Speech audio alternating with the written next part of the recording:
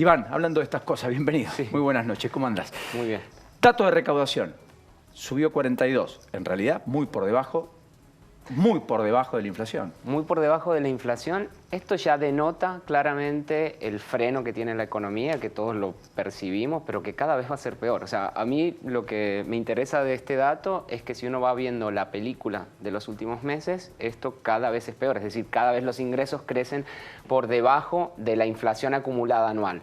Tenemos dos problemas importantísimos que a su vez lo estamos sufriendo como ciudadanos. Uno es el espiralamiento de la inflación, que se acelera a un ritmo mucho más, mucho más rápido de lo esperado, y que los ingresos no están de alguna manera recaudando para el fisco lo que eso corresponde, digamos, la correspondiente en cuanto a porcentajes. Y esto se está poniendo cada vez peor porque todavía en la recaudación tenemos siempre un rezago de lo que es la actividad del mes anterior. Recordemos que ahora se conocen los datos de recaudación de los impuestos del mes de septiembre que vencieron en octubre y que nosotros lo conocemos en noviembre. Exactamente. Entonces, todavía no estamos viendo los efectos de la terrible devaluación que se produjo después de las PASO, que es del mes de agosto. ¿Por qué? Porque la mayoría de las pymes que tienen el beneficio PYME, por lo tanto, pagan su impuesto al valor agregado 2 meses después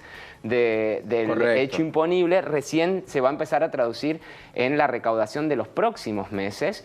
Y eso claramente va a ser un punto de partida demasiado negativo para el próximo gobierno que asume el 10 de diciembre, y con no muchas herramientas para recaudar para el año que viene. O sea, va a ser un año muy difícil desde lo recaudatorio.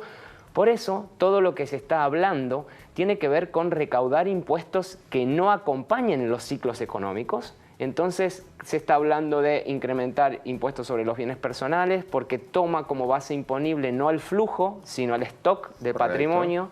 También se está hablando de poner un impuesto a la herencia que busca lo mismo de alguna manera, reimponer, aumentar las tasas sobre impuestos patrimoniales, es decir, impuestos al inmobiliario provincial, o sea, empezar a tomar como bases imponibles fotos y no películas de lo que está pasando, porque la película es terrible y mucho peor que las de la Warner que comentaba el presidente electo. O sea que, claro, porque acá ganancias igualmente e IVA tienen el impacto de las medidas pospaso, digamos. Acá tenés sectores que pagaron menos IVA porque a una parte se le sacó el IVA, y acá tenés que liquidaron menos impuestos a las ganancias porque a una parte también lo beneficiaron con alícuotas más altas. La recaudación de una menor retención del impuesto a los empleados en relación de dependencia, que empezaron a tener una quita de alguna manera en el impuesto. Y seguridad social también, porque acá hay una rebaja sobre los aportes. Exacto. Que determinó el propio gobierno. Totalmente. Esa baja en la recaudación, de alguna forma, se traduce por estos beneficios que se otorgaron. Hay que tener en cuenta que hasta el impuesto al cheque, que es un impuesto que si bien se ve el 58%, en realidad es por efecto de que este año tenemos un día más de recaudación solamente. Si uno quita ese día en la recaudación del impuesto al cheque, que es un impuesto que justamente es de los que no acompañan el flujo podrían incluso, debe ser uno de los que deben estar mirando incluso para poder aumentarlo, porque solamente se cobra con las transacciones. Esto creció en un 50%, es decir, incluso por debajo de la inflación, si nosotros sacamos un día más que se está contemplando en la recaudación si comparamos mes contra mes, año contra año. Hay un tema no menor, porque hay un día más hábil, eso es lo que quiere decir Ivana, pero no es que tiene un día más septiembre respecto al septiembre del año pasado, queda claro, perdón la humorada, pero acá en todos los casos algún sector te va a decir, bueno, pero todo esto que no recibió el Estado es lo que quedó en manos de los bolsillos de aquellos que pudieron gastar un poco más o las empresas que pudieron tener algún aliciente.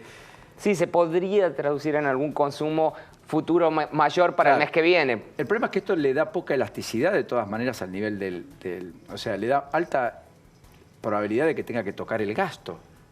Si no es que lo puede compensar, como ha venido ocurriendo con Macri, con financiamiento. Ojalá se toque el gasto, Paulino. Acá lo peligroso es que se va a tocar la emisión.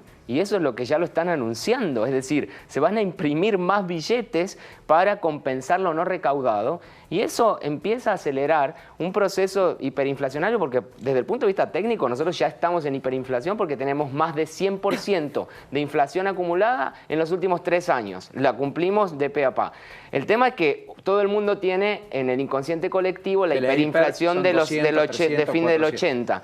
Pero claramente, hoy por hoy, la preocupación que tiene todo el mundo, que más o menos está conociendo cómo se están dando los fenómenos económicos en nuestro país, es ese, que por justamente no poder recaudar porque las actividades económicas están en recesión, se tenga que imprimir para poder cubrir el gasto, porque hay gastos que son muy difíciles de bajar, y que eso entre en una espiral inflacionario que termina con consecuencias terribles y que de hecho no hay en la actualidad, excepto en el caso de Venezuela, procesos hiperinflacionarios. Por lo tanto, desconocemos los efectos que se pueden llegar a dar en una hiperinflación 2.0, llamémosla. Ahora, Iván, por último, ¿qué dice una parte de la ortodoxia económica, o mejor dicho, la heterodoxia económica?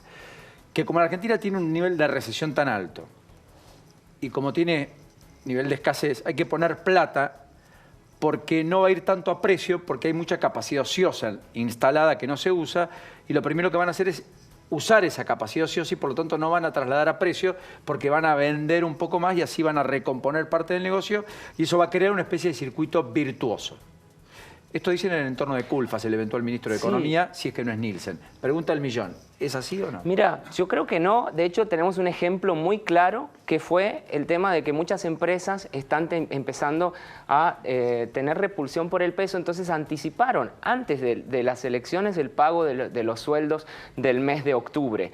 ¿Y qué hizo la gente? Se fue a comprar dólares. Es decir, no se genera un efecto en el corto plazo que la gente se da cuenta que puede hacer una pequeña diferencia. Se fueron al dólar. Eso hizo que hasta el día de hoy la diferencia entre incluso con más cepo, entre el dólar oficial y el dólar blue haya sido muy chica, pero que claramente ahora, a medida que la gente va necesitando, empiezan nuevamente a darse esa brecha, a ensancharse. Por lo tanto, como hay esta situación financiera en la que la gente puede especular con eso, claramente no se lo consume directamente, sino tratan de buscar sacar un plus. Estamos en una situación muy difícil porque no se traslada directamente al consumo, sino que hay un paso previo por el dólar, y eso a su vez genera inflación si estamos en una economía que está tan dolarizada. Hoy por hoy el principal problema es que nadie, o sea, la persona hasta con más bajos